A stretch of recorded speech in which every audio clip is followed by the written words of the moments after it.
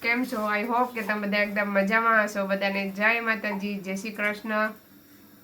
ને આજે મેં બનાવું છું તુરિયા અને ઝીંગાનું શાક. તો એકદમ ટેસ્ટી બને છે, ખાવામાં એકદમ મજા આવે છે.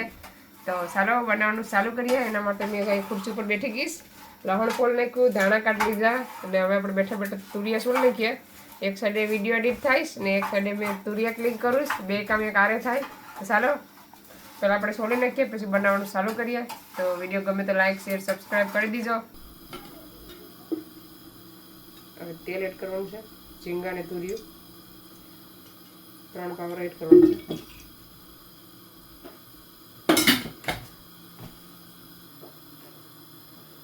હવે નાખવાનું છે લવણ,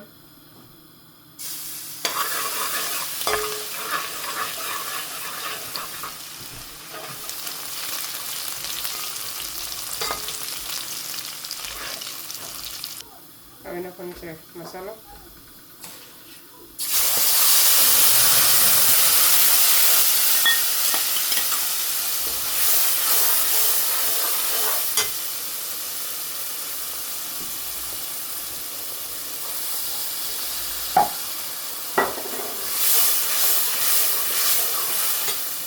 હવે નાખવાનું છે ટમેટું, લીલી ડુંગળી,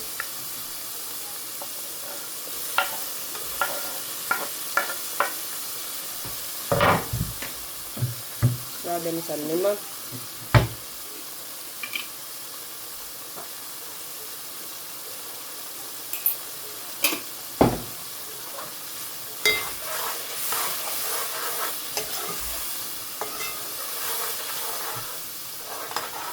ત્યાં સુધીમાં આપણે ઝીંગા ક્લીન કરી નાખીએ. ચાલો મેં આમાં ઝીંગા લઈ લીધા મેં તાત્કાલિક પલાળી રાખે એટલે ફટાફટ આ ઝીંગામાં વાર લાગે ને ફટાફટ પલટી જાય. આપણે ઝીંગાના આવી રીતના ક્લીન કરી નાખો ને ઝીંગા. ડોકું તમારે રાખવું હોય તો તમે રાખી શકો.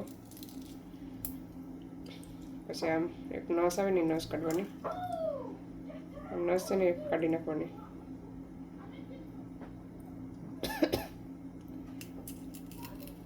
આ છે ને અડધી નીકળી જાય ને અડધી રહી.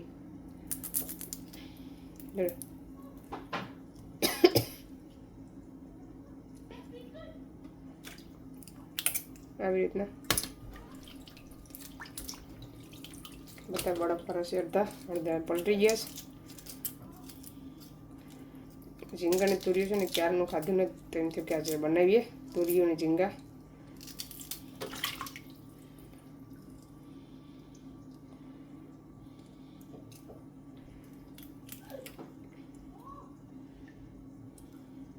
અડધું રહી જ છે એમાં નસ.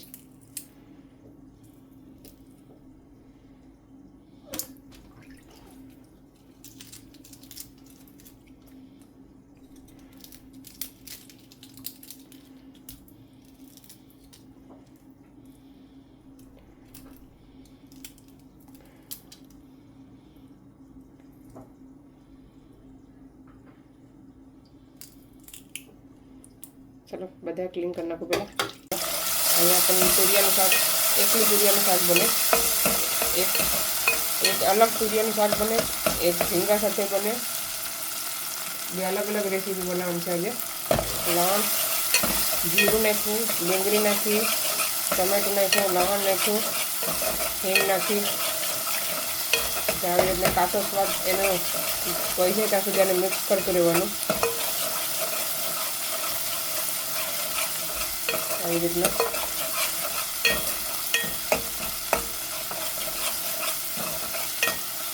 ચાલો આપણે નાખી દેવાનું છે તુરિયું. આપણે એક જ સાથે બનાવવું છે તો જરાક જ કરી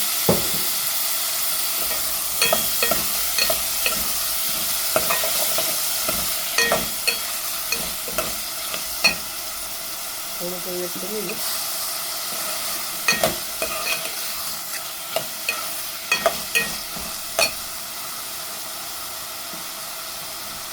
થોડીક વાર પાકવા દઈએ અને ઢાંકી દેવાનું છે.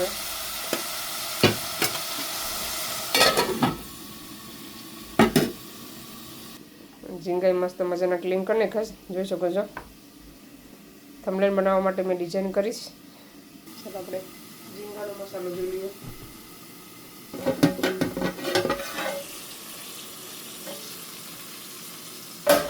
આ મસાલો રેડી થઈ ગયો. આપણે એક થોડા ધાણા,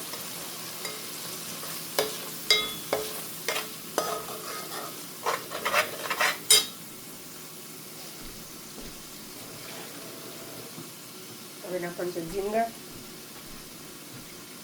એકદમ ધોઈને કરે પાછા ફરીથી.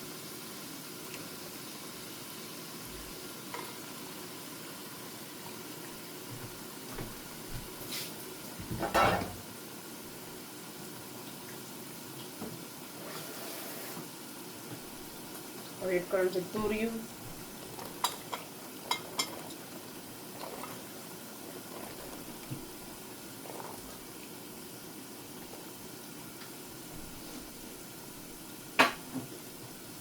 ગેસ કરી દેવાનું ફાસ્ટ. બધાને મિક્સ કરી નાખવાનું સરસ મજાનું. તુરિયાને મસાલા સાથે પકાવવાની કંઈ જરૂર નથી. આવી રીતના શાક સાથે પાકી જાય મસ્ત મજાનું સરસ. થોડીક વાર પાકવા દેવાનું છે મસાલામાં જ તુરિયાની ઝીંગાને.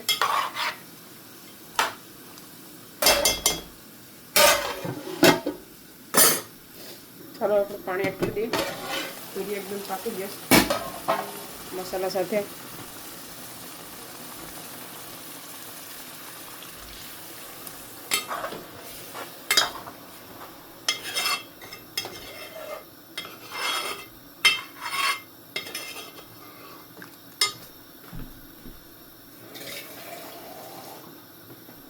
પાણી એડ કરીએ થોડું.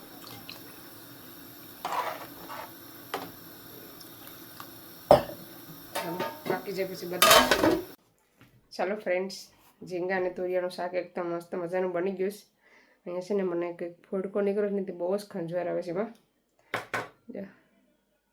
ખબર નહીં કેમ નહીં, કે ગરમીના કારણે થઈશ કે ઠંડીના કારણે ખબર નથી કંઈ. હું તમને બતાવું શાક કેવું બન્યું છે. રોટલી, પછી આમાં છે રોટલા. મેં 4 રોટલા કર્યા હતા. દોઢ એકદમ મસ્ત આગળ જ બંધ કર્યું. થોડીક વાર થઈ રોટલી કરતી હતી ને એટલે ટાઈમ નહોતો બતાવવાનો. તો જોઈ શકો છો એકદમ મસ્ત શાક બન્યું છે ઝીંગાનું. એકદમ મસ્ત એક ગ્રેવી, જાડી ગ્રેવી બની છે સરસ મજાની. પછી આમાં છે આપણે તુરિયાનું શાક એક માટે. હજી એમાં છે ને મેં ચણાનો લોટ 2 દાણા નાખ્યો છે ને, તો એ પણ સરસ બન્યું છે. અમે જમી લઈએ. તો આ વિડીયોને હવે અહીંયા સેન્ડ કરીએ. તમને અમારો વિડીયો કેવો લાગ્યો, સારો લાગે તો લાઈક